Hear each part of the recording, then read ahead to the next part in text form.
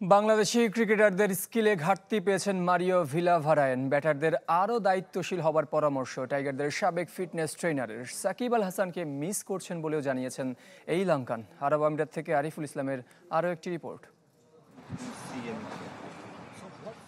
মাত্র 2 মাস ব্যবধান, চ্যানেল 24-এর সঙ্গে আবারও দেখা মারিও ভিলাভারায়ানের।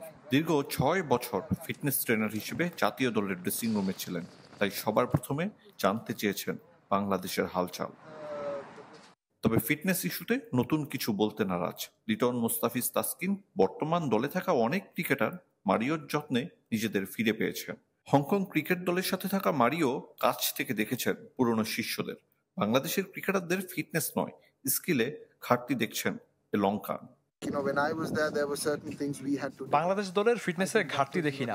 নাথান কেলি বেশ ভালো ট্রেনার, জুলিয়ান উডো বিশ্বের অন্যতম পাওয়ার হিটিং কোচ। দেখুন, যত ভালো কোচই নেন না কেন, তার ফল রাতারাতি পাওয়া যাবে না। বাংলাদেশের ব্যাটারদের শর্ট সিলেকশনে ঘাটতি আছে। এখানে কোচ কিছু করতে পারবে না, কোচ শুধু কৌশল শিখাতে পারে।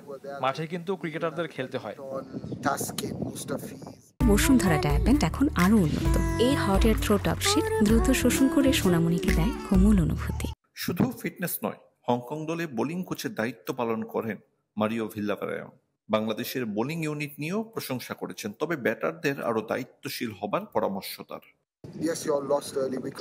শরীফুল, সাকিব, সাইফুদ্দিনরা ভালো বল করেন, বোলিং ইউনিট নিয়ে ভাবনা কম। বাংলাদেশের কাছে চাওয়া দলগত পারফরমেন্স এশিয়া কাপে এখনো আছে। আশা করি আফগানিস্তানের সাথে ভালো কিছু করবে। তবে জাতীয় দলে নেই এমন একজনকে বেশি মিস করেন মারিও ভিলাভারায়ান, তিনি সাকিব আল হাসান। আরিফুল ইসলাম, চ্যানেল 24, দুবাই, আরব আমিরাত।